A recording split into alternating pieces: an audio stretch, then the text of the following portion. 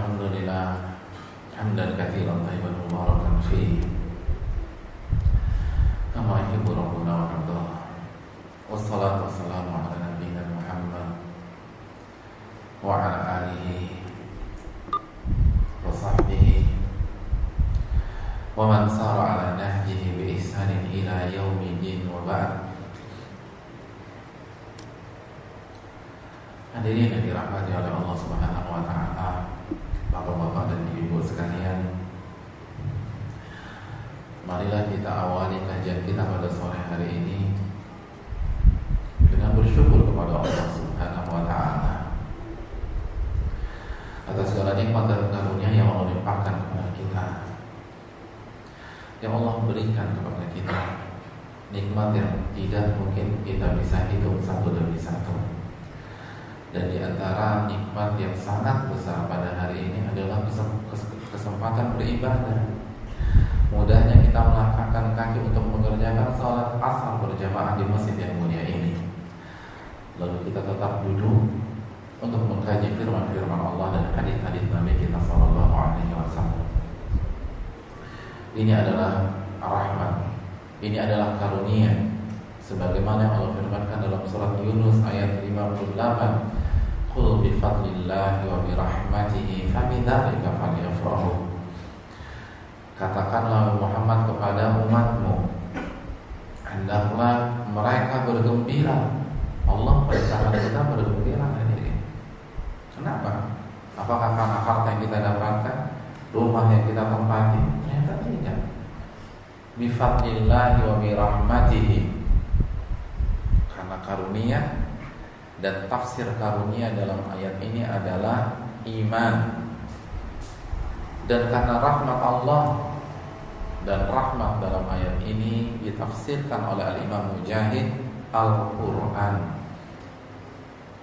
Jadi kita harus gembira ketika iman kita bertambah dan ilmu kita tentang Al-Quran semakin dalam. Jadi nggak ada tuh ngaji murah tuh nggak boleh, hadirin. Allah suruh kita gembira. Jadi nggak boleh ngaji itu harus fresh, harus semangat, nggak boleh merenung. Walaupun kita banyak utang nanti dulu deh, ditinggalin di luar pintu masjid. Karena hadirin yang dirahmati oleh Allah, Allah yang mengatakan kalian tuh harus gembira loh kalau kalian mendapatkan iman dan Al-Quranul Karim. Dan hukum asal perintah dalam ilmu usul fikih melahirkan hukum wajib. Al-amru yaqtadil wujub, kata para ulama usul. Perintah melahirkan hukum wajib. Oleh karena itu, kita awali perjumpaan kita dengan perasaan yang penuh dengan nada-nada kegembiraan. Hadirin yang dirahmati oleh Allah Subhanahu wa taala, selanjutnya salawat dan salam kita haturkan kepada qudwah kita, uswah hasanah kita, Rasulullah sallallahu alaihi wasallam beserta para keluarga beliau, para sahabat-sahabat beliau, dan orang-orang yang istiqomah berjalan di bawah naungan sunnah beliau sampai hari kiamat kelak. Hadirin rahimakumullah, kajian kita sore hari ini terinspirasi dari sebuah ucapan seorang ulama besar, ulama yang sangat karismatik, ulama yang memiliki banyak pengikut dan pengagum,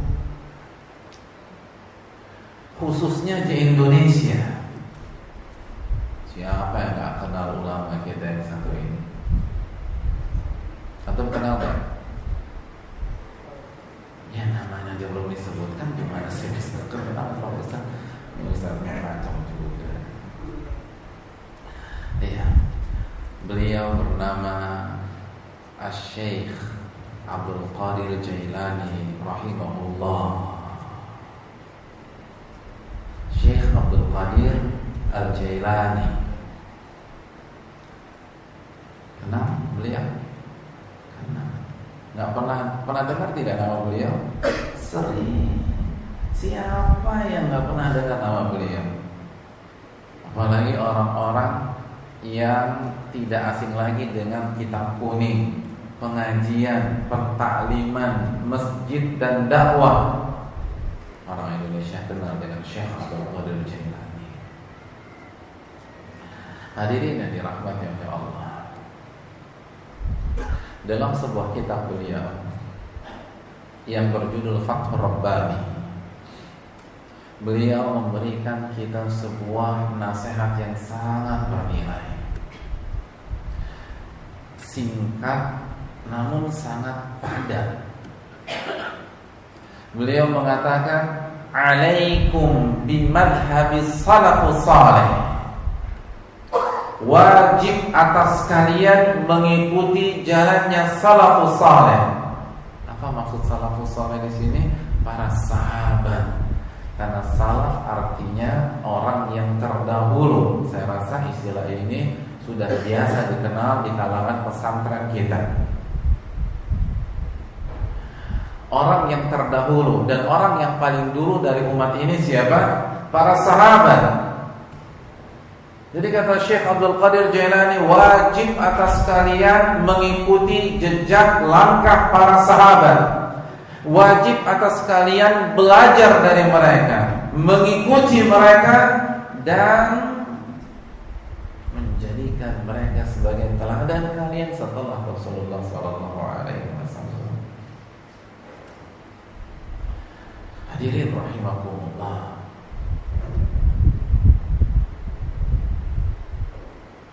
Oleh karena itu kita perlu belajar dari generasi terbaik ini. Dan hadirin, nasihat dari Syekh Abdul Qadir Jailani ini adalah prinsip para ulama kita, pedoman para ulama kita. Nasihat serupa namun dengan redaksi yang sedikit berbeda itu pun disampaikan oleh Al-Imam Abul Hasan Al-Ash'ari dalam kitabnya yang terakhir Al-Ibadah. Ini juga nama yang tidak asing lagi di tengah-tengah kita, Al-Imam Abul Hasan Al-Ash'ari. Beliau pun memiliki nasihat yang sama di awal-awal buku tersebut. Dan ini pun adalah nasihat dari sahabat besar, pakar tafsir, satu dari 4 orang yang direkomendasikan oleh Allah, oleh Nabi kita SAW agar umat ini belajar tafsir dari beliau, Abdullah bin Mas'ud. Dalam riwayat yang dibawakan oleh Al-Imam Ibn Abdul Bar dalam kitabnya Jami' Bayan Al-Ilmi wa Fadlih, beliau mengatakan, "Man kana minkum muta'assiyan falyata'assi biman qad mat, ulaika ashabun Nabi sallallahu alaihi wasallam." Barang siapa di antara kalian yang mencari teladan, maka silakan teladani generasi yang telah wafat. Siapa yang dimaksud?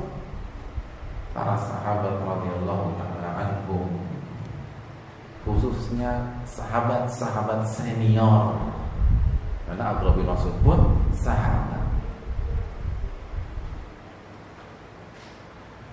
Jadi ini loh nasihat dari para pakar, nasihat dari para ulama, nasihat daripada aulia,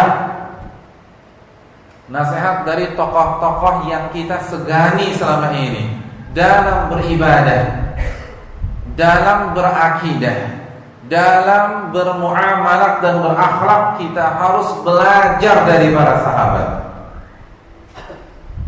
Kita harus meneladani mereka.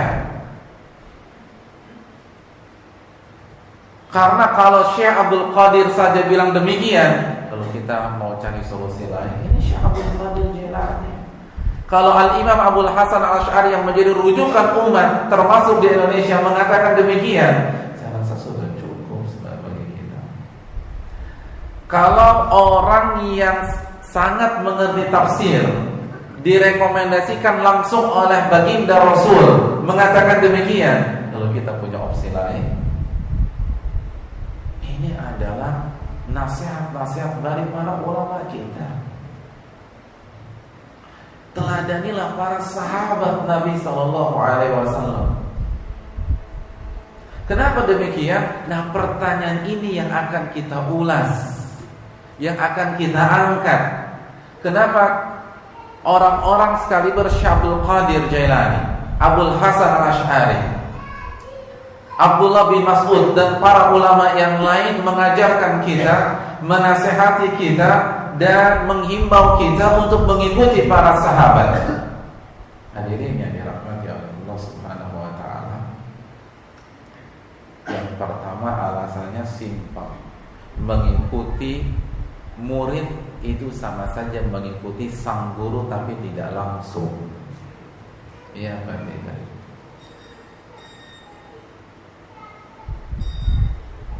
Kalau muridnya saja diikuti, maka ilmu si murid adalah ilmu gurunya. Dan gurunya para sahabat siapa? Baginda Rasulullah SAW. Jadi ini bahasa atau redaksi yang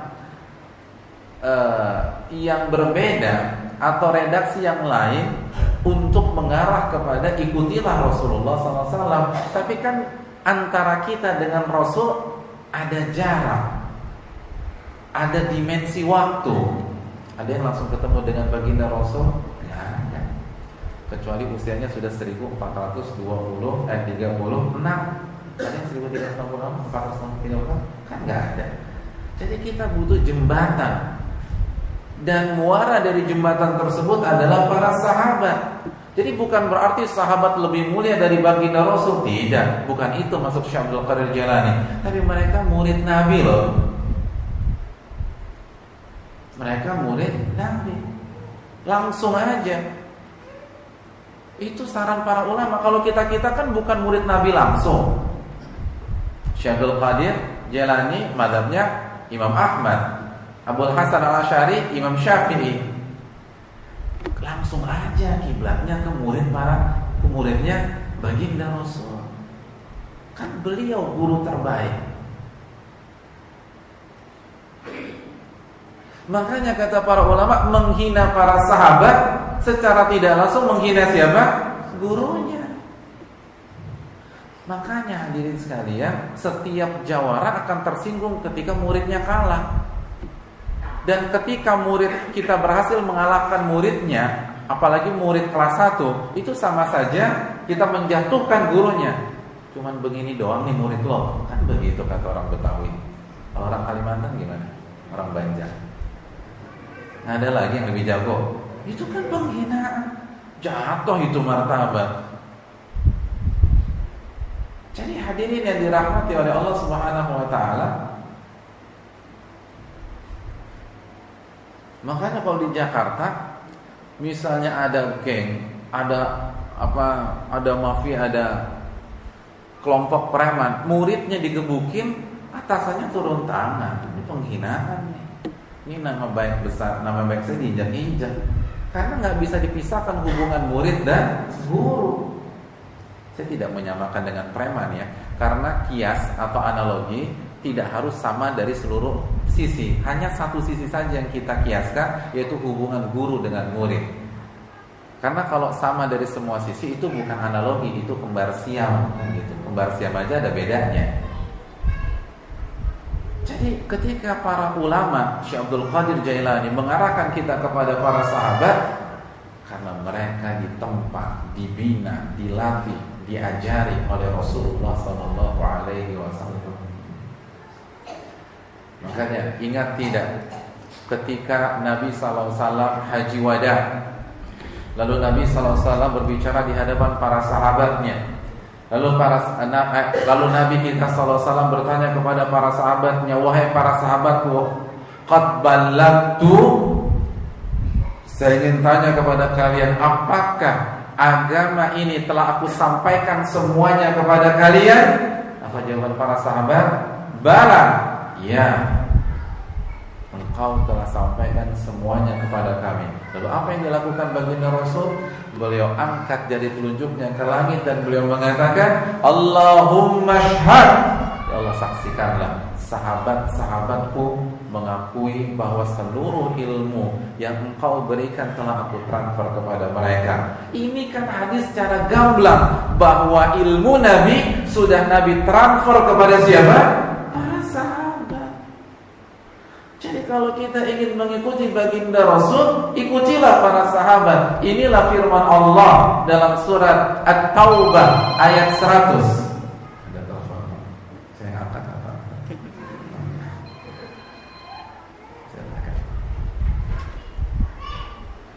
Allah berfirman dalam surat At-Taubah ayat 100, "Was-sabiqunal awwalun minal muhajirin wal ansar walladzina ittaba'uuhum bi ihsan radhiyallahu anhum wa radu an." Dan orang-orang yang pertama kali masuk ke dalam agama Islam dari kalangan muhajirin dan kalangan ansar. Kira-kira siapa tuh hadirin? Sahabat. Karena sahabat secara garis besar terdiri dari muhajirin dan ansar. Lalu ayatnya apa? Walladzina tabauhum biihsan, dan orang-orang yang mengikuti mereka dengan baik. Jadi generasi berikutnya sampai ke kita-kita ini yang mengikuti mereka dengan baik. Apa hadiahnya? Radhiyallahu anhum wa radu an. Allah ridho kepada mereka dan mereka ridho kepada Allah. Wa'adda lahum jannatin tajri tahtahal anhar khalidina fiha abada. Dan Allah persiapkan surga. Allah persiapkan surga yang di bawahnya mengalir sungai-sungai. Dan mereka kekal di dalamnya selama-lamanya. Jadi kita diperintahkan mengikuti para sahabat, kata Allah dalam surat At-Taubah ayat 100. Karena sekali lagi yang pertama, karena mereka adalah murid-murid langsung Rasulullah Sallallahu Alaihi Wasallam. Makanya hadirin yang dirahmati oleh Allah Subhanahu Wa Taala, ketika Abdullah bin Mas'ud minta kita mengikuti para sahabat, salah satu alasannya apa? Qaumun ikhtarahumullahu li suhbati nabiyyi. Karena mereka Abu Bakar, Umar, Utsman, Ali, Abu Hurairah, Abdurrahman bin Auf dan seluruhnya adalah kaum yang Allah pilih untuk mendampingi nabinya. Yang Allah pilih untuk mendampingi nabinya. Ini sahabat Nabi, ini murid-murid Nabi, langsung berguru dengan Nabi. Itu alasannya mengapa kita harus belajar agama ini dari para sahabat. Kita harus belajar akidah yang benar, rukun iman sebagaimana yang diyakini para sahabat. Kita harus mempelajari sholat sebagaimana yang dipraktekkan para sahabat. Karena ilmu mereka adalah ilmu siapa? Rasulullah Sallallahu Alaihi Wasallam. Itu alasan yang pertama. Alasan yang kedua, simpel, karena mereka adalah generasi terbaik Islam. Hal ini disampaikan oleh Nabi kita Sallallahu Alaihi Wasallam dalam hadis Bukhari. Khairun nasi qarni, tsummal ladzina yalunahum, tsummal ladzina yalunahum. Sebaik-baik manusia adalah generasiku. Generasiku, orang-orang yang bersamaku. Siapa mereka? Sahabat. Tsummal ladzina yalunahum, lalu orang yang setelah mereka. Siapa mereka? Tabi'in. Tsummal ladzina yalunahum, lalu generasi berikutnya. Siapa? Tabi'ut tabi'in. Jadi kalau ada yang terbaik, kenapa kita milih yang baik? Kan begitu logikanya. Bukan meremehkan yang baik, langsung aja ke sumbernya. Terkadang ada sebagian orang mencukupi belajar dan seterusnya hanya dengan gurunya. Guru saya baik, Ustaz. Iya, kita nggak ragukan guru Anda orang baik. Sepakat, insya Allah orang yang berdakwah itu baik. Tapi jangan terputus sampai di situ aja. Karena kita semua yang hidup di abad ke-15 Hijriah ini belum dapat rekomendasi Nabi. Yang mendapatkan rekomendasi baginda Rasul siapa? Generasi beliau. Khairun nasi qarni, sebaik-baik manusia itu generasi itu. Dan kan kita tahu hadis Nabi, ma jaa zamanun illa ma ba'dahu syarrun minhu. Tidaklah datang sebuah masa kecuali masa yang berikutnya lebih baik atau lebih buruk? Lebih buruk dari yang sebelumnya secara umum. Ya kan? Kita tahu hadisnya. Tidaklah datang sebuah masa kecuali yang datang berikutnya levelnya di bawah yang sebelumnya secara umum. Walaupun mungkin ada 1-2 orang yang lebih hebat daripada masa sebelumnya, tapi secara umum akan turun sampai pada titik nadir, yaitu pada masa terjadinya hari kiamat. La taqumus sa'ah, tidak akan datang hari kiamat kecuali dialami oleh manusia yang terburuk, kata Nabi SAW. Nah, kalau kita sepakat tidaklah datang sebuah masa kecuali yang setelahnya lebih bawah dibanding yang sebelumnya. Kita hidup di abad keberapa? Ke-15. Berarti kan grade-nya udah 15 level ke bawah gitu loh. Ya enggak. Karena udah 15 abad. Itu kalau kita pakai abad, dan mungkin ini yang paling realistis. Karena secara umum 100 tahun. Jadi 15 abad paling lebih bawah daripada kualitas generasi terbaik Islam. Jadi kenapa kita membatasi diri dengan orang zaman sekarang? Kita hormati, kita muliakan, tapi terus tinggikan sanad kita sampai para sahabat Nabi SAW. Jadi ketika kita sholat, pastikan sholat kita ini dipraktekkan para sahabat tidak sih? Puasa kita ini dilakukan para sahabat apa tidak? Karena ilmu Nabi sudah ditransfer ke mereka semua. Yang tadi sudah kita bahas. Salawat kita ini dibaca Abu Bakar nggak ya? Makanya kan simpel. Ketika Imam Ahmad itu berdiskusi, berdebat dengan Ahmad bin Abi Du'an. Imam Ahmad ini murid besar Imam Syafi'i rahimahullah. Dan Ahmad bin Abi Du'an ideologinya Jahmiyah yang menolak nama-nama dan sifat-sifat Allah Subhanahu wa taala. Imam Ahmad nanyanya simpel aja. Apakah pemikiran Anda diyakini oleh Abu Bakar? Enggak. Umar? Enggak juga. Utsman? Enggak. Lalu Anda berpikir Anda lebih pintar dari mereka? Udah enggak bisa jawab. Enggak ribut-ribut, enggak nurunin ayat banyak-banyak, nanya gitu aja. Itu Abu Bakar yakin seperti Anda enggak? Enggak sih. Umar? Enggak juga. Terus enggak mungkin lah kita lebih pintar dari Abu Bakar tuh enggak mungkin.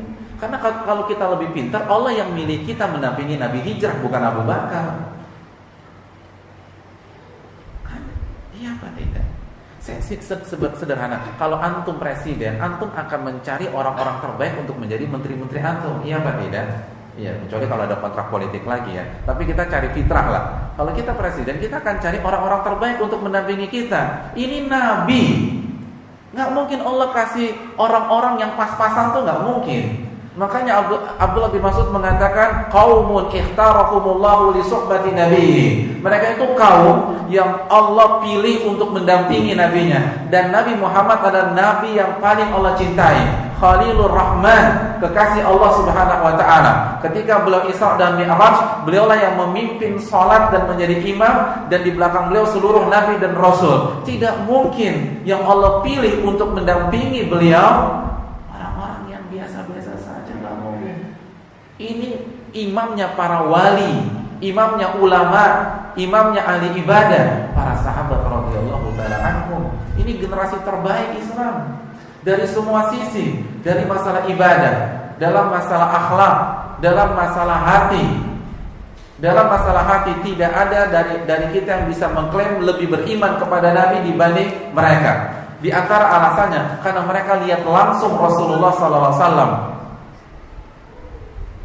Kata Nabi, laisal khabaru kal muayyana. Beda orang yang mendengar berita dengan menyaksikan sendiri, itu beda. Kita aja baru dengar hadis Nabi udah yakin banget sama Nabi. Gimana yang lihat langsung? Bagaimana yang mengalami langsung? Orang yang mengalami langsung, efeknya jauh di dalam hati. Orang Kalimantan, orang Jakarta, ketika menjelaskan tentang kejadian tsunami di Aceh beberapa tahun yang lalu, itu mungkin bisa berbicara panjang lebar dengan data berapa yang meninggal dunia, berapa yang luka-luka, berapa kerugian material, berapa rumah yang hancur, tetapi tidak ada efek di dalam hati pendengar. Beda dengan orang yang ngalamin langsung, yang dia melihat air bah itu menyerang rumahnya, lalu ia tatap wajah istrinya sebelum terbawa arus, dan sampai sekarang istrinya tidak ditemukan lagi. Ketika ia melihat langsung bayi kecilnya dan mungilnya tersebut tenggelam di dalam air, itu dia baru cerita 5 menit, antum mungkin udah nangis sendiri. Karena beda orang yang menyaksikan tsunami langsung dengan yang hanya cerita-cerita tuh beda. Nah ini generasi ini ngalamin langsung bersama Rasulullah SAW. Abu Hurairah tuh ngalamin langsung bagaimana susu segelas itu nggak habis-habis, bisa diminum oleh banyak orang, sebagaimana kita tahu hadisnya. Mereka ngalamin langsung berperang dengan Nabi dan ditolong oleh para malaikat ketika perang Badar. Itu beda. Keyakinannya dengan Nabi beda. Pasti beda, nggak mungkin sama. Orang yang menyaksikan dan mengalami pasti lebih yakin daripada orang yang hanya mendengar. Itulah sebabnya mengapa kita harus berkiblat kepada mereka, karena mereka yang ngalamin langsung, sedangkan kita enggak, hanya dengar saja. Makanya mereka jadi generasi terbaik dalam masalah iman. Dalam masalah pengorbanan, siapa yang pernah berkorban seperti pengorbanan para sahabat radhiyallahu taala anhum? Ketika mereka hijrah dengan Nabi, itu orang sekaya Abdurrahman bin Auf ke Madinah cuma bawa baju yang menempel di badannya. Abu Bakar gak bawa apa-apa. Dan barang-barang mereka, furniture mereka, perabotan rumah mereka gak dikirim lewat kontainer tuh enggak. Ditinggalkan. Antum tahu berapa yang mereka tinggalkan? Itu yang mereka tinggalkan nilai yang sangat spektakuler. Kita nggak usah bicara macam-macam, kita bicara tanah saja. Coba untuk bayangkan orang sekaya Abdurrahman bin Auf, Abu Bakar As-Siddiq itu berapa meter luas tanahnya di kota Mekah. Dan perlu kita ketahui, tanah di kota Mekah itu mahalnya luar biasa. Data yang saya dapatkan beberapa tahun yang lalu, harga 1 meter di sekitaran Masjidil Haram berapa? Kalau di Balikpapan harga 1 meter berapa?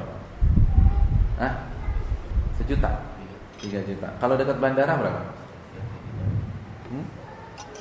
3 juta. Kalau di jantung kota 15 juta Pak. Udah sampai 15 juta ya.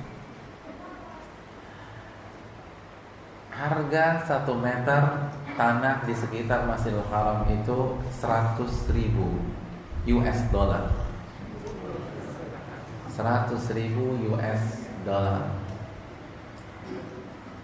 Itu 3 tahun yang lalu.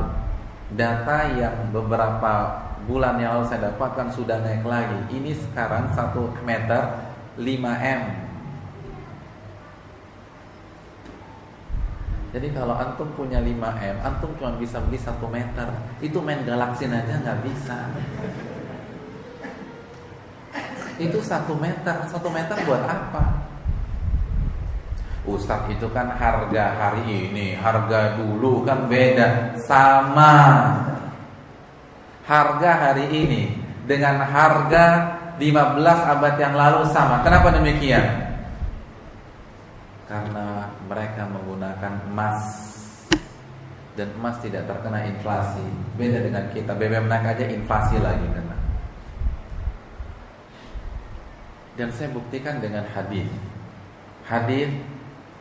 Urwah, bisa dicek di Bulughul Maram. Ketika Nabi memerintahkan Urwah membeli kambing, lalu beliau kasih berapa? 2 dinar. Lalu Urwah bisa membeli seharga 1 dinar. Berarti harga kambing pada 15 abad yang lalu 1 sampai 2 dinar. Pasaran 2 dinar, kalau ditawar bisa dapat 1 dinar. Saya ingin tanya, yang berkorban Idul Adha kemarin berapa harga kambing? 2 juta sampai 3 juta sampai 4 juta. 1 dinar berapa gram? 1 dinar berapa gram? 4,25 gram emas. Berarti 8 gram setengah. 1 gram berapa hadirin? Kita tanya ibu-ibu. Ini dunia mereka. Ibu-ibu 1 gram berapa? Oh, cepat ibu-ibu. Pokoknya kalau nanya emas, tanya sama kita aja deh Pak Ustaz. Kalau tanya dalil Pak Ustaz deh. Kalau emas kita 500, kita ambil 500 lah ya. 5 kali 8 berapa?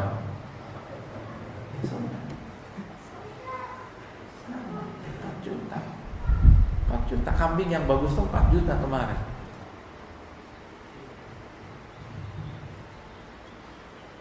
Nah, 15 abad sama. Kambing yang zaman dulu, zaman Nabi dengan zaman sekarang sama. Makanya kan orang dulu kalau mau naik haji mereka tabung emas. Pokoknya sama deh, nggak pernah beda. Walaupun sekarang 35 juta, dulu 20 juta, pokoknya kalau emas sama. Jadi coba antum bayangin berapa miliar yang ditinggalkan Abu Bakar untuk hijrah bersama Rasulullah. Kalau 1 meter aja 5M, berapa yang ditinggalkan oleh Abu Bakar? Berapa puluh miliar? Itu baru tanah, belum unta. Onta terbaik, 1 onta 500 juta. Jadi pengorbanan kita tuh gak ada apa-apanya. Gak ada apa-apanya. Mereka luar biasa dalam berkorban. Semua mereka serahkan kepada Allah dan Rasulnya. Dan kita ingat semua hadis tentang persaingan antara Umar dan Abu Bakar. Kata Umar, hari ini usabiku Abu Bakar. Hari ini aku akan kalahkan Abu Bakar. Beliau menginfakkan setengah hartanya. Ingat, Umar orang kaya. Menginfakkan setengah harta bagi orang kaya susah. Kalau bagi orang miskin gampang. Antum pilih yang gampang atau yang susah? Ya. Setengah. Orang punya, kalau di Jakarta, orang punya 2 unit rumah di Pondok Indah, bisa ngasih 1? Nggak bisa. Orang pajaknya aja 70 juta. Tapi kalau di kantong antum cuma punya 5.000. Lalu ketika antum lagi jalan ngelihat nenek-nenek kehausan, bisa nggak antum kasih 2.500 untuk beli aqua? Bisa. Itu berapa persen? 50% dari duit antum. Gampang, kalau punya duit sedikit mah enak. Ngasih orang tuh gampang. Tapi kalau udah kaya, itu susahnya setengah mati. Itulah kenapa orang kaya susah bayar zakat. Jadi jangan dikiaskan dengan diri kita. Kita punya harta 50 juta ya gampang bayar zakat. Coba kalau misalnya kita punya uang 100M, 2,5%-nya berapa? Hah? 100M, 2,5%-nya berapa? 2,5M. Bisa kasih 2,5M? Susah.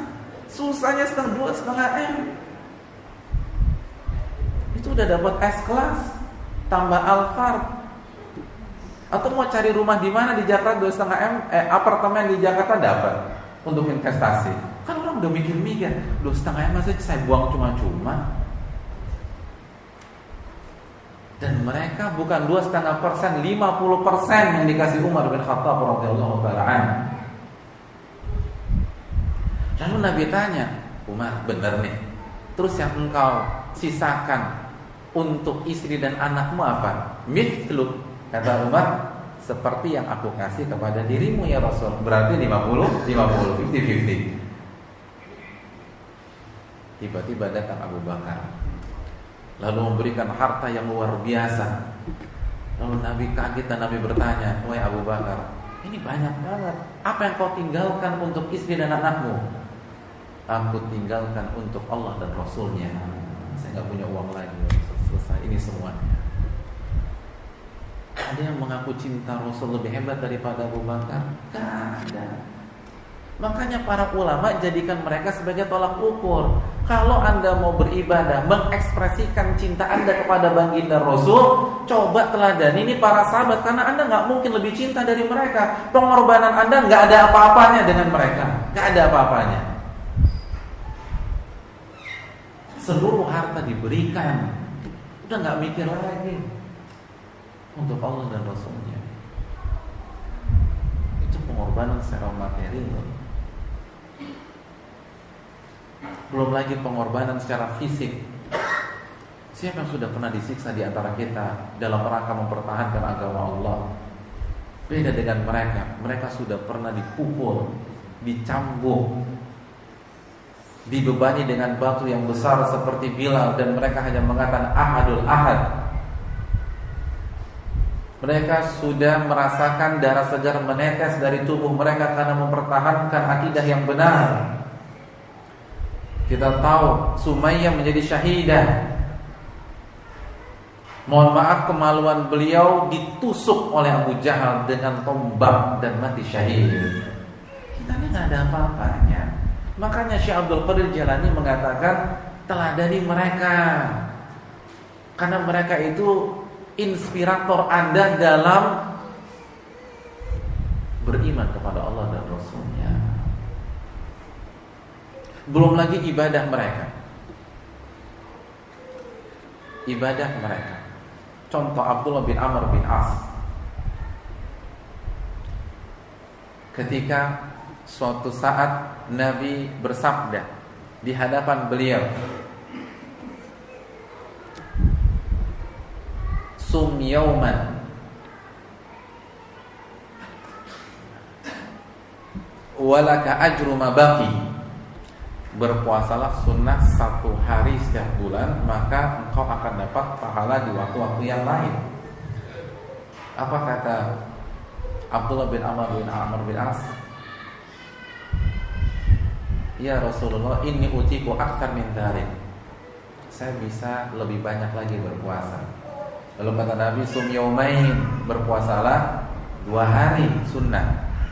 Ya Rasulullah, inni utiku akthar min dzalik. Terlalu sedikit ya Rasul, aku bisa berpuasa lebih banyak lagi.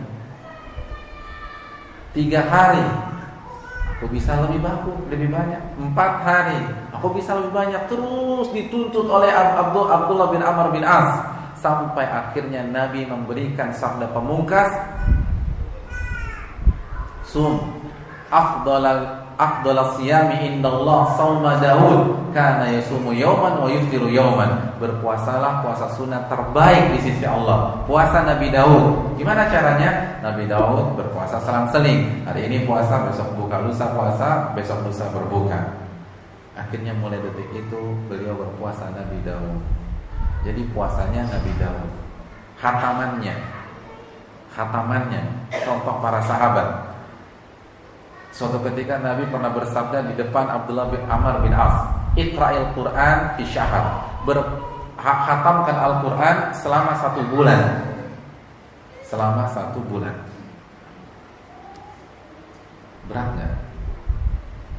Nah, kalau bagi saya sih berat. Kalau antum gak berat. Kalau Ramadan sih gampang. Tapi kalau istiqomah setiap bulan khatam 1, berat loh, gak mungkin.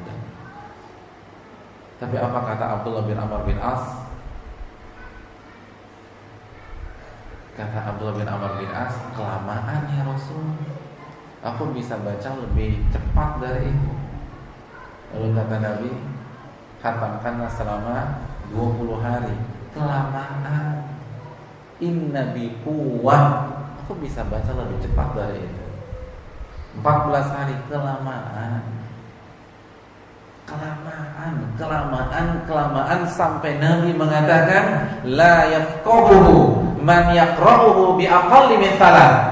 Tidak akan paham, tidak akan bisa mentadabburi orang yang mengkhatamkan kurang dari 3 hari.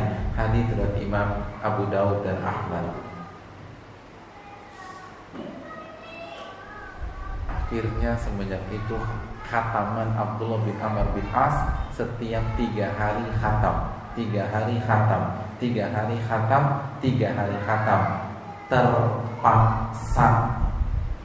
Kenapa? Karena sebelum mendengar sabda ini beliau sehari khatam, sehari khatam, sehari khatam, sehari khatam. Jadi mengkhatamkan Al-Quran 3 hari khatam itu terpaksa. Sama dong kayak saya Pak Ustaz. Saya juga khatam Al-Quran terpaksa. Iya benar, terpaksanya sama, tapi motifnya beda. Beliau terpaksa karena sudah terbiasa sehari khatam. Siapa bisa sehari khatam kita? Ya Allah. Kita nggak ada apa-apanya dibanding mereka.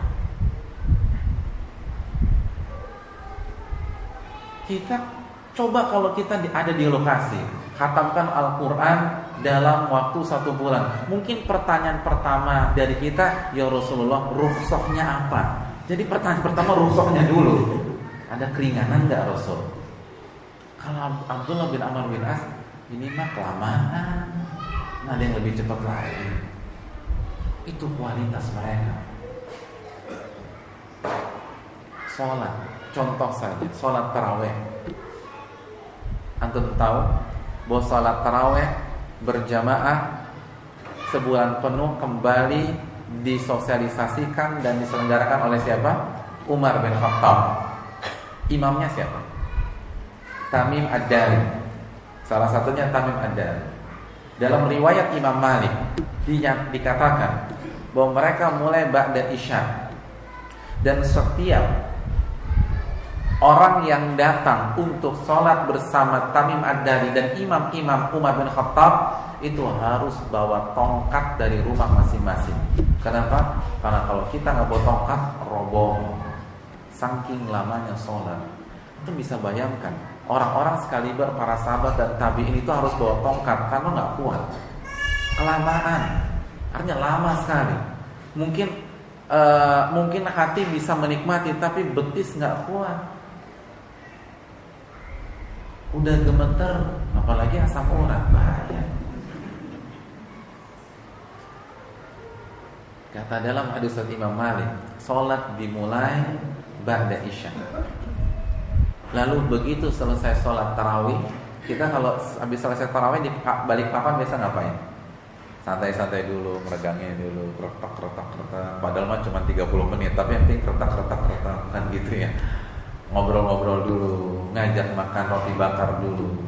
Kalau mereka dalam riwayat Imam Malik, kami harus langsung pulang dan para wanita masuk dapur untuk langsung menyiapkan makan sahur, khawatir adzan subuh berkumandang. Jadi daripada isya sampai jam 4 itu tarawihnya mereka tuh begitu. 4:10 itu baru selesai.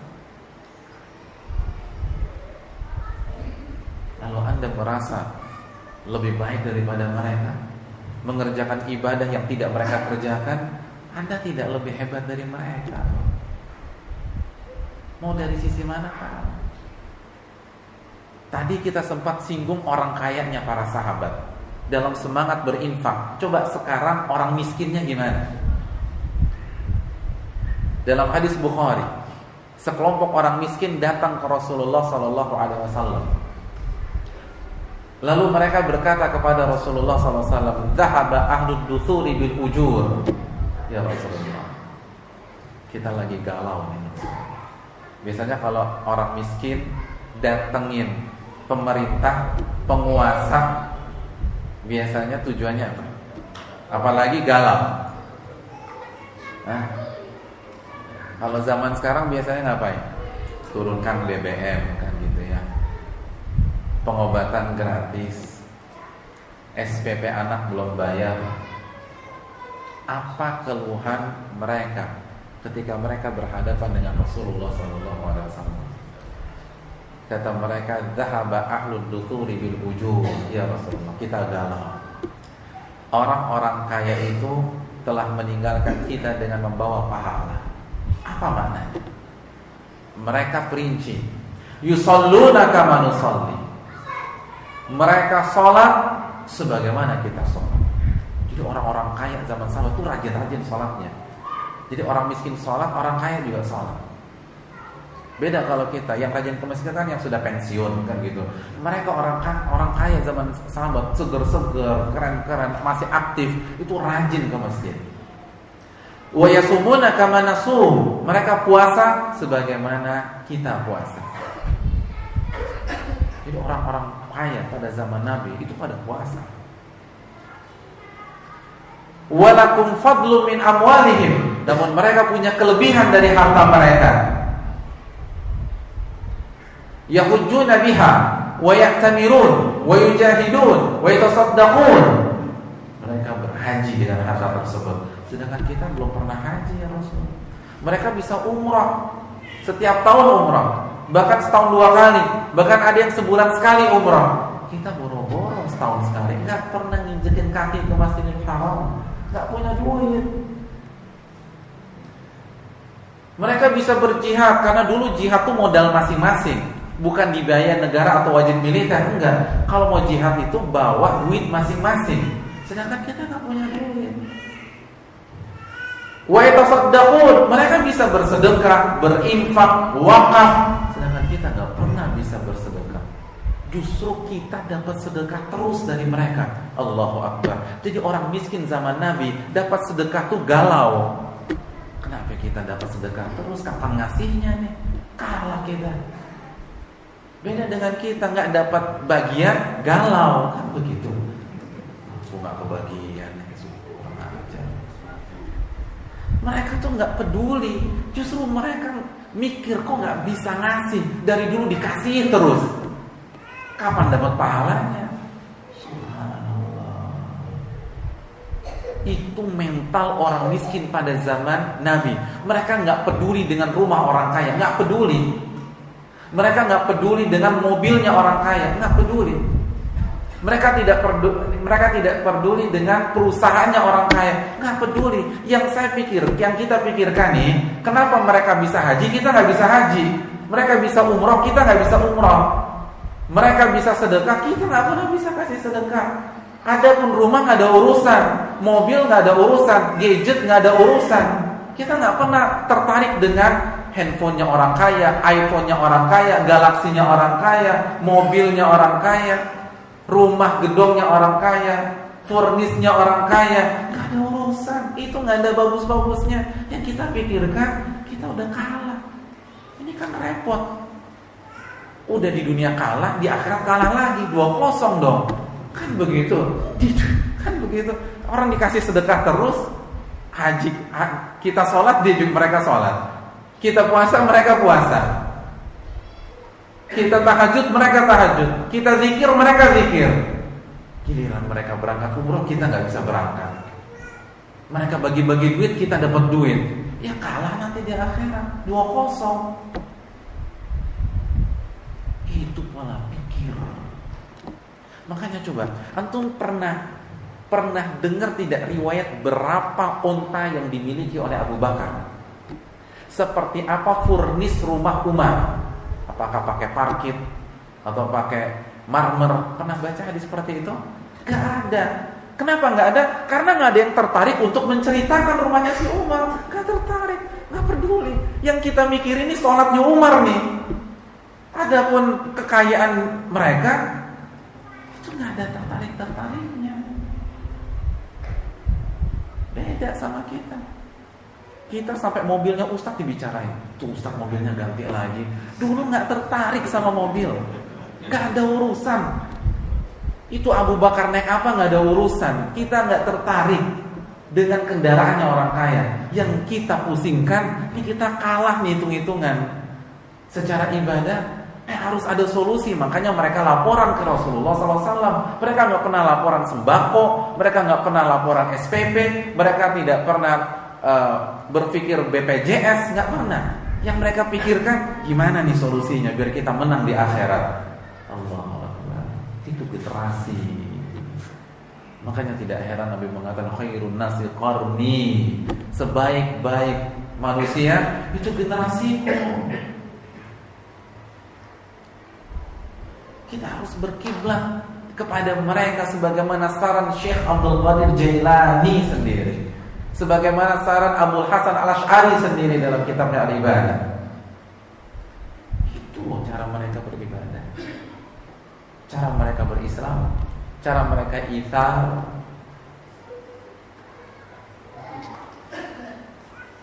Hadirin yang dirahmati oleh Allah Subhanahu wa taala. Masih ingat ketika Nabi kedatangan tamu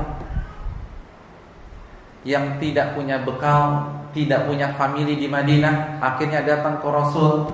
Lalu Nabi tanya istri beliau, kita punya apa nih? Gak ada ya Rasul, kita gak punya apa-apa malam hari ini. Akhirnya Nabi menawarkan kepada para sahabatnya yang kebetulan ada di lokasi, siapa yang bisa menjamu tamuku, maka Allah akan rahmati dia. Yarhamullah, Allah akan rahmati dia. Lalu ada seorang sahabat Ansor langsung angkat tangan, saya ya Rasulullah. Langsung begitu ditawarin, saya Rasul. Padahal tuh sahabat nggak kenal sama tamunya Nabi. Jangankan tuh Ansor, Nabi aja nggak kenal siapa tamunya. Cuma ada tamu datang nggak punya apa-apa, beliau nggak bisa jamu, ditawarin, siapa bisa jamu tamuku ini? Saya Rasul. Habis dia angkat tangan, apa yang beliau lakukan? Riwayatnya dalam Ibnu Katsir. Beliau pulang ke rumah, nanya sama istrinya, kita punya makanan apa? Subhanallah. Jadi angkat tangan dulu, baru ngecek ada makanan apa. Jadi yang penting terima dulu deh. Ini kesempatan menjamu orang. Anda pun punya nggak punya urusan belakangan. Yang penting kita ambil dulu sebelum didahului oleh yang lain. Ini kan ada Abu Bakar, ada Umar dan sebagainya. Pokoknya saya dulu. Begitu pulang nanya, istriku, kita punya apa nih? Ya nggak punya. Yang ada cuma satu porsi untuk anak kita makan malam. Jadi jangankan tamu, kamu aja mas nggak ada. Buat aku aja nggak ada. Aku sisakan satu porsi untuk anak kita. Udah gini aja. Anak kecil kan nggak suka makan. Ya udah ajak main aja. Kan anak kecil kan harus dipaksa makan kan begitu. Ya udah kita semua puasa malam ini, cuman semalam aja. Lalu kita serahkan ke tamunya. Begitu siap kita matikan lampu, lalu saya akan bawa piring kosong, pura-pura makan di hadapan dia. Akhirnya lampu mati, si tamu tidak bisa melihat tuan rumahnya, dan dia pikir dia sedang makan bersama tuan rumah pada malam hari itu. Begitu pagi hari tamu pamitan dan Ansor lapor kepada Rasulullah. Lalu Nabi mengatakan, Allah kagum dengan apa yang engkau dan istrimu lakukan. Maka turun ayat, wa yu'thiruna ala anfusihim walau kana bihim khasasah, dalam surat Al-Hasyr ayat 9. Mereka mendahulukan saudaranya, padahal di waktu yang sama mereka butuh hal tersebut. Mereka butuh makan malam, istri mereka butuh makan malam. Tapi untuk melayani saudaranya, mereka sepakat untuk puasa pada malam hari itu dan memberikan kepada tamunya tersebut. Itu para sahabat. Makanya gak habis pikir, itu akal sehat ditaruh di mana? Generasi sebaik ini dicaci maki sama orang, dijelek-jelekan sama orang. Subhanallah. Apa yang Anda sudah lakukan untuk Islam? Kita harus kembali kepada para sahabat, mempelajari mereka, meyakini apa yang mereka yakini, beribadah dengan apa yang mereka lakukan dan tidak melakukan apa yang tidak mereka lakukan, karena mereka murid langsung Nabi dan mereka terbaik, generasi terbaik umat ini. Dan alasan yang ketiga, kenapa Syekh Abdul Qadir Jailani, kenapa Abdul Hasan Al-Asy'ari meminta kita untuk meneladani dan belajar dengan mereka, simpel saja, karena mereka sudah dijamin surga dan pasti masuk surga. Sebagaimana surat At-Taubah ayat 100 di atas, was-sabiqunal awwalun minal muhajirin wal ansar walladzina taba'uhum bi ihsan radhiyallahu anhum wa radu an. Dan orang-orang yang pertama kali masuk Islam dari kalangan muhajirin dan ansar dan orang-orang yang mengikuti mereka dengan baik, Allah ridho kepada mereka dan mereka ridho kepada Allah. Wa a'dalahum jannatin tajri tahtaha al-anharu khalidina fiha abada. Dan Allah persiapkan surga kepada mereka yang di bawahnya mengalir sungai-sungai. Mereka kekal selama-lamanya di dalam surga tersebut. Wajar. Jadi yang kita ikuti yang udah pasti. Adapun yang belum pasti, jangan 100% ikutinnya. Dalam surat Al-Hadid ayat 10, apa kata Allah? Wa kullu wa'adallahu al-husna. Dan seluruh para sahabat, baik yang masuk Islam dan beramal sebelum Fathu Mekah maupun yang masuk Islamnya setelah masuk Mekah, Allah janjikan surga. Itu sahabat. Itu sahabat. Allah janjikan surga. Intermezzo sedikit. Jadi kalau sahabatnya sudah Allah janjikan surga, mana mungkin ada orang yang mengatakan Nabi belum tentu masuk surga dan belum pasti masuk surga. Ini sahabatnya Al-Hadid ayat 10 pasti masuk surga. Jadi kalau murid-muridnya udah pasti, masa gurunya belum tentu? Kan gak mungkin. Wa kullu wa'adallahu husna, semuanya pasti masuk surga. Dan jelas, gak usah ribet-ribet. Ingat gak hadis tentang anak yatim? Kata Nabi apa? Ana wa kafil yatim fil jannati hakada.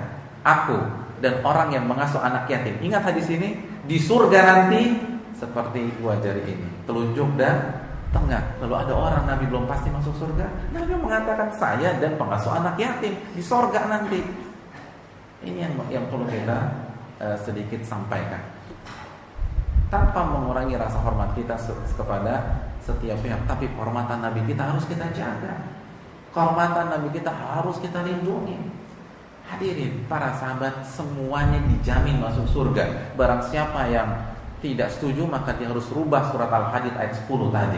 Karena Allah yang mengatakan wa kullu wa'adallahu al-husna. Semua para sahabat dijamin masuk surga. Allah janjikan surga. Maka ikuti mereka, karena jalan mereka ini sudah lurus. Yang terakhir, faktor yang terakhir, ini penting sebelum kita buka sesi tanya jawab. Faktor yang terakhir adalah penekanan. Mengikuti dan belajar dari mereka membuat kita selamat dari benih-benih perpecahan di tengah-tengah umat. Hadirin, kita sepakat tidak suka dengan perpecahan. Kita sepakat berusaha dan berharap umat ini bersatu padu. Tapi fakta di lapangan mengatakan lain, dan itu harus kita akui dengan jujur. Dan ini dikatakan Nabi SAW dalam hadis Tirmidzi, "Sataftariqu ummati ala 73 firqah, kulluha finnar illa wahidah." Umatku akan berpecah belah menjadi 73 golongan. Semuanya diancam masuk neraka kecuali satu golongan. Siapa mereka? Ma ana alaihi yauma wa ashabi. Orang-orang yang mengikuti jalanku dan para sahabatku. Orang-orang yang mengikuti jalanku dan para sahabatku. Maka ini yang harus kita lakukan. Teladani mereka, ikuti ibadah yang mereka lakukan, dan jangan beribadah yang mereka tidak lakukan. Karena ini jaminan garansi dari Allah dan Rasulnya. Semua akan diancam masuk neraka kecuali satu, kata baginda Rasul. Dan akan di sini bisa dicek dalam Sunan Tirmidzi. Orang yang mengikutiku dan sahabatku. Maka kita arahkan umat ke mereka. Jadi kan sebenarnya enak ya, kalau semua kita tidak punya tendensi, setiap kita kalau buka pengajian bukan mengarahkan umat kepada pribadinya, bukan mengarahkan umat kepada kelompoknya, tapi mengarahkan umat kepada generasi pertamanya. Bapak jangan ikutin saya, ikutin tuh Abu Bakar, Umar, Utsman, Ali. Kan kalau semuanya sama dengan konsep ini, enak. Yang jadi masalah semua tarik-menarik ke kelompoknya masing-masing. Kita nggak usah pakai kelompok-kelompokan. Apapun Anda, dari mana background Anda, ikuti Rasulullah dan para sahabat. Terserah mau ngaji sama Ustaz A, Ustaz B, Ustaz C, yang penting diarahkan ke Rasulullah dan para sahabat. Itu kan objektif. Jadi nggak ada subjektif lagi, nggak ada kepentingan lagi. Dan kalau semua sepakat, maka tidak akan terjadi perpecahan. Yang menyebabkan perpecahan di antaranya adalah karena setiap orang berpendapat sesuai dengan pola pikir masing-masing, tidak menggunakan metode mereka. Ini bukan saya mengatakan, pernah terjadi dialog yang luar biasa sebagaimana yang disampaikan oleh Imam Al-Baihaqi dalam kitab hadisnya Syu'abil Iman. Suatu ketika Umar itu merenung, kenapa ya umat Islam ini mulai berpecah? Padahal Al-Qur'annya satu, Nabinya satu, kiblatnya satu, dan beliau belum mendapatkan jalan keluarnya. Maka beliau undang Abdullah bin Abbas. Beliau lemparkan pertanyaan yang sama. Lalu apa kata Abdullah bin Abbas?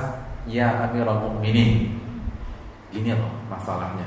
Kita sepakat, Al-Quran umat Islam satu, Nabinya satu, tapi kenapa terjadi perbedaan dan perpecahan yang sangat kompleks? Kata Ibnu Abbas, Inna unzila alaina al-Quran faqara'nahu wa alimna fima nazal. Wahai pemimpin umat Islam, Al-Quran itu diturunkan di tengah-tengah kita. Kita di sini siapa? Siapa saksi hidup Al-Quran diturunkan? Dan kita adalah kata ganti orang pertama jamak. Dan dia diskusi ini antara siapa? Ibnu Abbas dan Umar, sama-sama sahabat. Berarti kita di sini sahabat. Al-Quran diturunkan di tengah-tengah kita para sahabat. Kita yang pertama kali membacanya dan kita yang paham tafsir ayat-ayatnya. Kan kita yang ngaji sama Rasul. Wa ya'ti ba'dana aqwam. Lalu setelah kita meninggal akan datang generasi berikutnya yang yaqra'una Al-Quran. Mereka membaca Al-Quran. Al-Quran tetap dibaca, Al-Quran tetap dihafal. Namun yang jadi masalah, walakin la ya'rifuna fima nazal. Mereka tidak paham tafsir Al-Quran sebagaimana yang kita pahami. Ketika mereka tidak paham, sayakunu likulli qaumin fihi ra'yun. Maka setiap orang, setiap kelompok berusaha mentafsirkan sesuai dengan pemahamannya pribadi, sesuai dengan ADRT kelompoknya, pemikiran kelompoknya. Akhirnya seringlah kita dengar tafsir menurut saya begini. Kalau menurut saya sih nggak ada masalah. Kok menurut Bapak agama ini kan milik Allah, bukan milik saya atau milik Bapak? Harusnya kan menurut Allah, menurut Rasulnya yang dijelaskan oleh para sahabat. Itu kata Ibnu Abbas. Akhirnya mereka mentafsirkan sesuai dengan pola pikir masing-masing. Fa idza kana fi kulli qaumin fihi ra'yun ikhtalafu. Kalau setiap orang sudah berani mentafsirkan Al-Qur'an dengan pola pikir masing-masing, pemahaman masing-masing, maka pasti akan terjadi perbedaan. Kenapa? Karena background kita berbeda, latar belakang kita tidak sama, kecerdasan kita tidak sama. Kita sekarang di sini ada berapa? Misalnya ada 50 orang. Kalau secara spontanitas setiap kita diminta untuk mentafsirkan surat An-Nas, coba bapak-bapak sekalian tulis di secari kertas apa tafsir surat An-Nas. Kira-kira kita akan mendapatkan satu pentafsiran? Tidak, 50 pentafsiran. Karena kan beda pola pikirnya. Makanya kita butuh standar. Karena kalau enggak berantakan. Kalau setiap orang boleh mengatakan menurut saya, kalau setiap kelompok mengatakan menurut pendapat kami, ya enggak akan ketemu-temu. Karena logika kita beda, akal kita enggak sama. Makanya simpel itu saja. Kalau sekarang kita disuruh cek apa sih tafsir iyyaka na'budu wa iyyaka nasta'in, catat di secari kertas, maka kita akan mendapatkan puluhan tafsir. Jadi kalau umat Islam di seluruh dunia ada 2 miliar tafsir, nah itu kan repot. Kita harus punya standar. Apa standarnya? Kembali ke murid-murid Rasulullah, karena mereka belajar langsung dengan baginda Rasul. Mari kita lanjutkan lagi. Maka mereka akan berbeda, kata Ibnu Abbas. Fa idza ikhtalafu iqtatalu. Kalau mereka sudah berbeda, maka step berikutnya, langkah berikutnya akan terjadi konflik horizontal di antara mereka. Umar merenung dan kata Umar, iya betul ini jawabannya. Pemahaman, metode Al-Quran tidak boleh kita perdebatkan lagi. Hadis tidak boleh kita tawar-tawar lagi. Tapi terkadang yang jadi masalah dipahami melalui dengan pemahaman siapa. Makanya ada sebuah kaidah di dunia para ulama. Jangan saya pertama kali dengar kaidah ini kaget juga. Kata para ulama kita, al-haditsu madallatun illa lil ulama. Hadis itu bisa jadi sumber kesesatan kecuali bagi para ulama. Kok bisa Pak Ustaz? Bukan hadisnya yang salah, karena salah paham, akhirnya membunuh orang atas nama agama.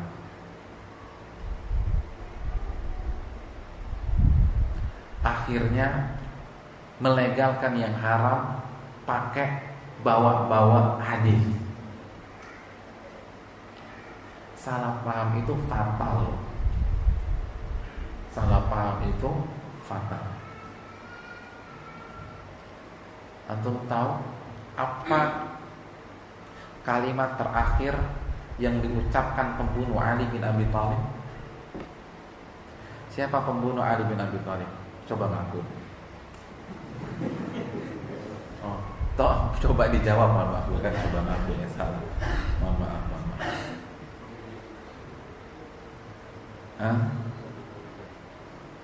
Siapa? Abdurrahman bin Muljam. Hadirin, apa pesan terakhir atau kata-kata terakhir sebelum beliau membunuh Ali bin Abi Thalib? Beliau membaca sebuah kalimat, wa minan nas man yashri nafsahu ibtigha'a mardatillah. Surat apa? Al-Baqarah ayat berapa? 207. Inilah motivator dia untuk membunuh Ali bin Abi Thalib. Apa artinya? Di antara manusia ada yang mengorbankan nyawanya untuk mencari ridho Allah. Di antara manusia ada yang mengorbankan nyawanya untuk mencari ridho Allah. Lalu dia bunuh Ali bin Abi Thalib. Apa maknanya? Yang meninggal dalam kasus ini siapa? Ali bin Abi Thalib. Terus maksud ayat ini bagi dia apa? Iya, dia tahu bahwa misi membunuh Ali adalah misi bunuh diri. Dia bunuh Ali bin Abi Thalib, dia mati. Karena Ali kan khalifah. Saya bunuh, saya akan ditangkap, saya akan dibunuh lagi. Dan ketika saya dibunuh, saya masuk ayat ini, wa minan nas man yashri nafsahu ibtigha'a mardatillah. Saya termasuk manusia yang menyerahkan nyawanya untuk mencari ridha Allah. Membunuh Ali bin Abi Thalib ia yakini sebagai bentuk mencari ridha Allah. Surat Al-Baqarah 207. Inilah bahayanya salah paham. Inilah bahayanya salah paham.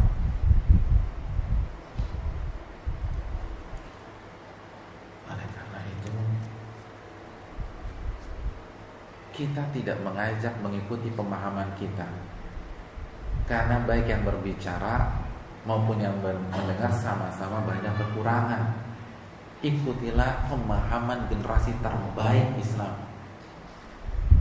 Generasi yang di dalamnya ada Ibnu Abbas yang mendapatkan doa Nabi, Allahumma faqihu fiddin wa alimu ta'wil, ajarkan dia agama dan ajarkan tafsir. Kata Ibnu Mas'ud, nikmat turjumanul Quran Abdullah bin Abbas. Sebaik-baik umat yang mentafsirkan Al-Quran siapa?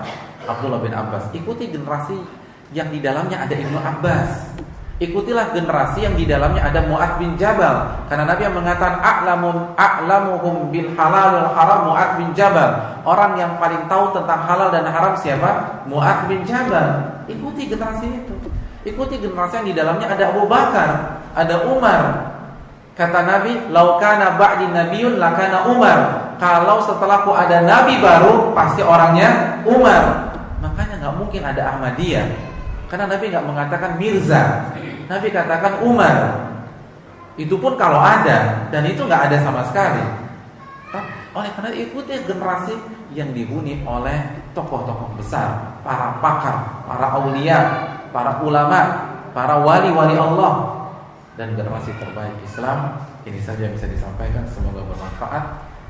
Kita buka beberapa menit untuk sesi tanya jawab. Wassalamualaikum warahmatullahi wabarakatuh.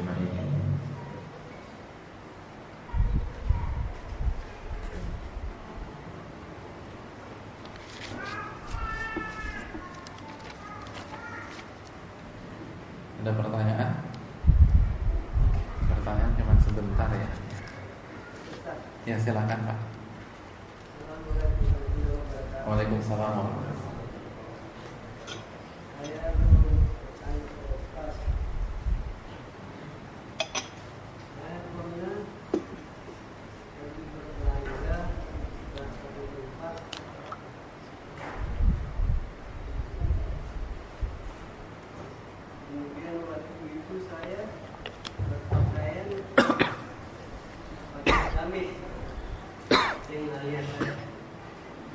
Pakai gamis apa Pak? Pakistan ya. Pak, oh pakai gamis ya, ya betul. Kayak orang Arab ya. Ya. Saya tiba-tiba mampir salah satu toko obat herbal. Situ ada penjaganya, ada 3 orang anak muda. Mungkin sudah berempat. Jadi saya tanya, Bapak tanya, dari mana Bapak? Saya bilang dari Jakarta sini deh. Jadi tadi itu mau menanyakan heran apa? Ada yang heran apa? Bapak itu pikir aku maksudnya Pak? Karena tak umum kan? Saya juga tidak sangka ke situ. Saya Pak sering keluar untuk silaturahmi dengan saudara-saudara muslim dari rumah gitu. Saya pernah gitu. Oh begitu ya? Iya. Jawaban saya karena itu saya tahu kan? Itu kan apa sesuai dengan sunnah? Ya saya bilang, menurut saya tahu mengajak orang kebaikan itu adalah sunnah. Jadi langsung dikatakan itu bidah. Banyak katanya pas sekarang itu orang berbuat bidah, dia tidak tahu. Termasuk di antaranya orang-orang yang berceramah lewat TV. Itu bidah. Tapi saya maksudkan TV-nya tadi disebutkan situ. Seperti ini itu bidah. Karena tidak pernah dilakukan oleh Rasulullah dengan sahabat. Pak saya bilang ya saya dari mana? Maka saya senang melihat orang itu berdakwah. Jadi saya juga merasa kemana saya kira-kira ini? Itu aja dipindahkan itu. Apalagi orang yang dari rumah mengajak orang. Nah, Ustaz itu berdakwah kan? Sekarang ini mengajak kebaikan. Terima kepada Allah. Itu juga dikatakan tidak jadi Mama. Sementara kalau saya mengatakan itu dari kelompok mana? Katanya kalau Bapak mau melihat sebenarnya, datang di kilo 5 situ. Namanya ini baru yang bagus. Itu benar. Dan saya pun tidak sebutkan kelompoknya. Cuma itu aja Pak. Jadi aku pikir seperti apa kayaknya kok perlu lihat di proyek. Mirip-mirip. Kalau itu dikatakan beda namun bilang soal pikiran Islam ini Pak. Sedikit-sedikit beda, sedikit ini saya Ustaz. Nah saya anggap saya kalau sudah diterima Pak, TV saya paling berat dengan TV apa namanya di suara dekat suara Mekah itu ya doa kata saya. Kalau dikatakan beda itu saya berapa? Jadi mohon petunjuk buat saya pribadi supaya jangan saya tidak itu Ustaz. Terima kasih. Assalamualaikum warahmatullahi wabarakatuh. Waalaikumsalam warahmatullahi wabarakatuh. Ya, terima kasih Jazakallah pertanyaannya. Hadirin yang dirahmati oleh Allah Subhanahu wa taala. Saya rasa semua ulama, semua orang yang belajar agama pasti tidak asing lagi dengan kata bid'ah. Karena yang pertama kali mengatakan kata bid'ah adalah Rasulullah SAW. Dan Imam Syafi'i pun membahas tentang bid'ah. Imam Nawawi pun dalam kitabnya Al-Majmu' Syarah Muhadzab membahas tentang bid'ah juga. Begitu juga ulama-ulama madzhab Syafi'i yang lain. Nah, namun yang jadi masalah adalah terkadang sebagian orang ada yang menggampangkan bid'ah dan ada juga yang terlalu cepat memvonis bid'ah. Nah, Islam itu kan kata Allah ummatan wasatah. Kita ini di tengah-tengah, nggak ekstrem kanan, nggak ekstrem kiri. Tidak meremehkan, tapi juga tidak ekstrem. Al-Imam Ahmad, murid langsung dari Imam Syafi'i, mengatakan ikhrajun nas minas sunnati syadid. Mengeluarkan orang dari ahlu sunnah divonis bid'ah itu berat, nggak gampang gitu. Memvonis bid'ah itu ada kriteria dijelaskan para ulama, ada SOP, ada rambu-rambunya Pak. Jadi maksudnya kesimpulannya, saya rasa dengan keterbatasan ilmu saya, semua ulama, semua kiai itu nggak asing lagi dengan kata bid'ah. Dan insya Allah nggak nolak kata ini. Karena gimana, buku-buku ulama kita semua penuh dengan katanya ya, bukan penuh dengan bid'ah, tapi kata bid'ah ini sering diulang-ulang. Karena itu berasal dari hadis Nabi SAW. Kan begitu. Bahkan Imam Nawawi dalam Arba'in Nawawiyah, siapa yang nggak kenal Imam Nawawi? Itu pun menukil kata bid'ah dalam kitab Arba'in. Tapi memvonis bid'ah itu ada rambu. Gak bisa langsung vonis sana, vonis sini, langsung mengatakan TV bid'ah, repot. Karena ulama-ulama besar internasional pun juga berdakwah melalui TV. Ulama-ulama besar, kita gak bicara ustadz-ustadz atau ulama-ulama nasional, kita bicara ulama-ulama internasional. Itu juga menjadikan TV sebagai sarana. Dan yang perlu kita ingatkan, bid'ah itu hanya dalam perkara akidah dan ibadah. Yang non akidah dan ibadah tidak masuk kategori bid'ah. Karena bab muamalat hukum asalnya boleh sampai ada dalil. Nah, TV kan nggak ada kaitannya dengan akidah dan ibadah, yang nggak ada hubungannya dengan bid'ah. Jadi salah satu rambu-rambu bid'ah itu hanya berbicara dalam masalah akidah dan ibadah. Adapun sarana seperti mic, seperti TV, seperti radio, maka itu kan non ibadah dan non akidah, maka tidak masuk dalam kategori bid'ah karena itu hanya sarana semata. Nah, ini yang kita sayangkan.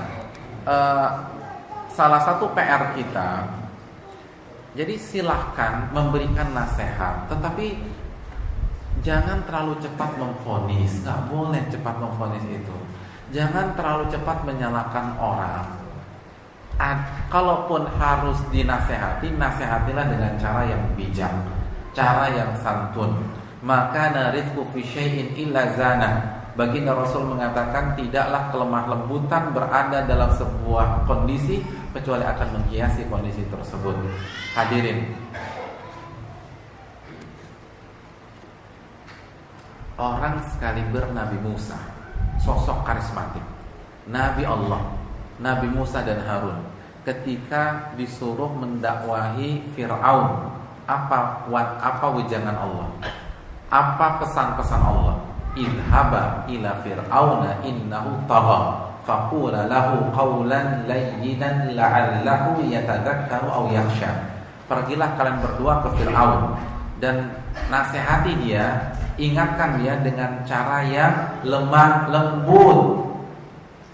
Itu Fir'aun lemah lembut. Lalu kita berdakwah dengan saudara-saudara kita sesama muslim masuk fonis sana fonis sini. Ini Fir'aun loh, lemah lembut kalau bicara sama Fir'aun.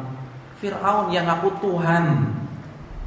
Ini saudara-saudara kita, oke mereka salah, tapi kan ketika sujud masih baca Subhana Rabbiyal A'la. Kalau Fir'aun udah diganti wa ana rabbukumul a'la, saya ini Rabb yang a'la.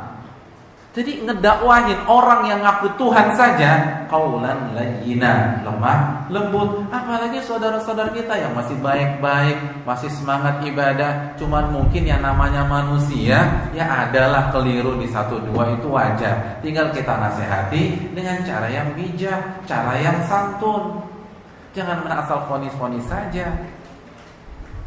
Makanya suatu ketika salah satu pemimpin umat Islam, Harun ar-Rasyid, itu pernah tawaf mengitari Masjidil Haram, mengitari Ka'bah. Mungkin lagi umroh. Harun ar-Rasyid tawaf.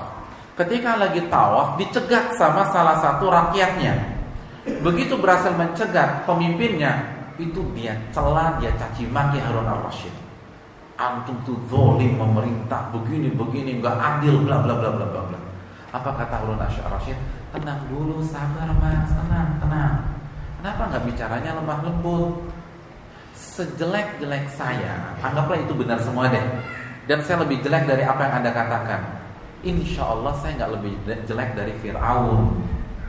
Sebaik-baik Anda tidak lebih baik daripada Nabi Musa dan Harun. Kalau Nabi Musa dan Harun saja diperintahkan untuk berlemah lembut dengan Fir'aun, kenapa Anda kasar sama saya? Kalau ada orang yang boleh kasar harusnya kan Nabi Musa. Siapa yang dikasarin?